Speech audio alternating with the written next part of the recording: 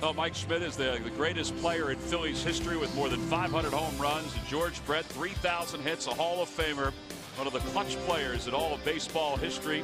Those two guys were tied together in the 1980 World Series, the World Series that the Phillies wound up winning. There's Schmidt's 500th home run in Pittsburgh.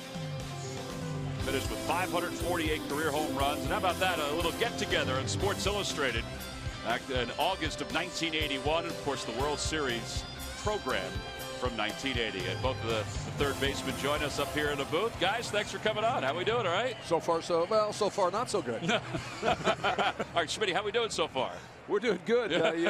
We were just sitting over in the assistant GM's booth down the way here for the Royal assistant GM. And I was doing a lot of screaming and yelling, and I probably should have. And I'm scratching my head, and JJ's scratching his head, saying, "Where's the team that played so well in spring training?" This guy Kratz, man, he's going to be a regular catcher in the big league. Boom!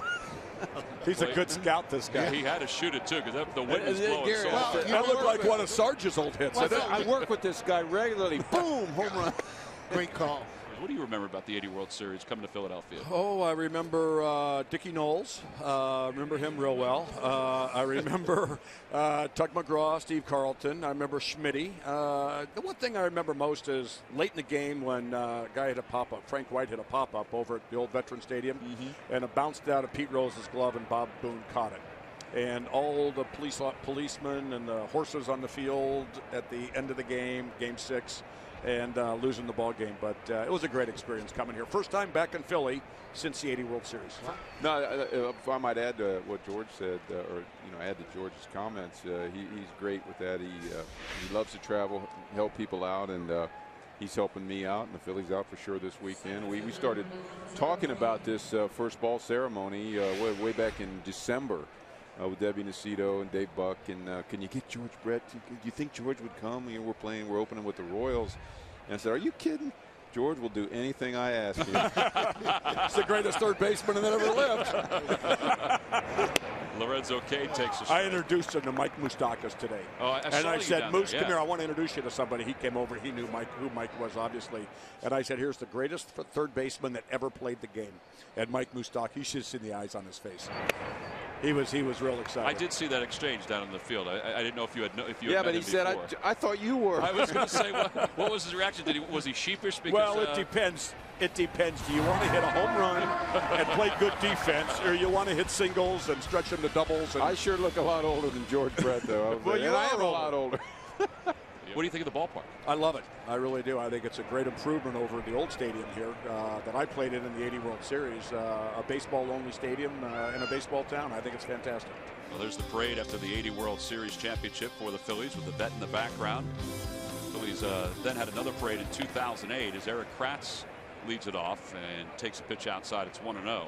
That was probably the highlight of Schmidt's career, that parade and everything about it. But George, you guys got a chance to be part of a celebration too with the Royals, and I'm sure that was kind of the highlight for you guys as your career moved on too. Yeah, winning a World Series, I think, tops everything that you've accomplished.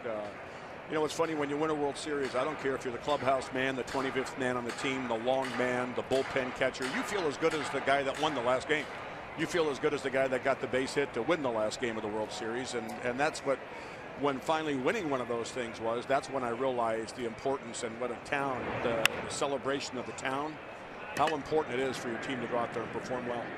You guys, Schmidt, you guys do appearances together, being in the Hall of Fame and everything like that? Are you guys all over the place together? No, but we're available. Sarge, you want to throw your name into that hat too? We've done a couple memorabilia shows.